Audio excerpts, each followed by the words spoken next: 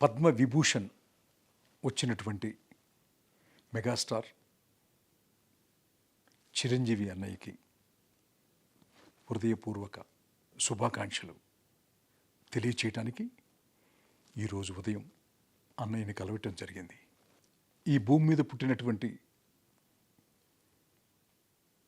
అందరూ అని చెప్పను కానీ కొంతమంది ఎప్పుడోకప్పుడు ఎక్కడో చోట చిన్న తప్పు చేస్తారు, తప్పుగా మాట్లాడతారు అన్నది నగ్న సత్యం. దాదాపు 45 సంవత్సరాల వయసున్న నేనే నన్ను నమ్మి నాకు ఇంద్రా సినిమాని ఇచ్చినటువంటి చిరంజీవి గారిని ఒక బ్యాడ్ టైంలో ఇన్ఫ్లుయెన్స్డ్ బై ది సంబడి, పేర్లు చెప్పను, మాట్లాడటం వల్ల నా భార్య, నా బిడ్డలు, సమాజం, నా చెల్లెలు, నా బావ, నా మిత్రులు అందరూ కూడా నన్ను భయంకరంగా తిట్టారు. ఆ క్షణం నుంచి మీతో మాట్లాడే ఈ క్షణం వరకు కూడా నేను ఎంతో చాలా మదనపడ్డాను. క్షమాపణ ఎన్నోసార్లు భగవంతుడి ముందు, స్నేహితుల ముందు నాలో నేను అంతర్మదనం చెందాను. ఎప్పుడు అన్నయ్యని ఎదురుపట్టడం జరగలేదు.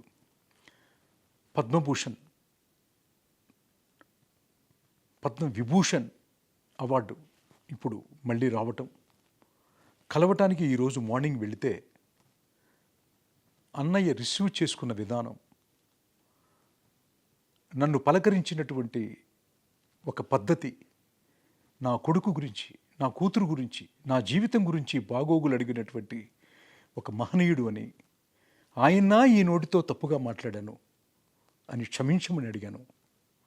పెద్ద మనసుతో క్షమించటమే కాకుండా ఎంతో ఆప్యాయతగా, కుటుంబ విషయాలే కాకుండా కథలేమన్నా రాస్తున్నావా చిన్ని అని దగ్గరకు తీసుకొని మాట్లాడారు. అన్నయ్య, ఇంకెప్పుడు ఈ పెదాల నుంచి ఎవరిని తప్పు మాట్లాడనని మనస్ఫూర్తిగా మరొక్కసారి క్షమించమని అడుగుతూ, కలిసి పనిచేద్దాము, ఏమన్నా కథలుంటే చెప్పమన్నారు. ఈసారి మీతో చేయబోయేది, మీకు రాయబోయేది ఈ భారతదేశం గుర్తుపెట్టుకోవాలని, మీకింకా ఎన్నో అవార్డులు భారత ప్రభుత్వం నుంచి మీరు తీసుకోవాలని మనస్ఫూర్తిగా కోరుకుంటున్నాను అన్నయ్య.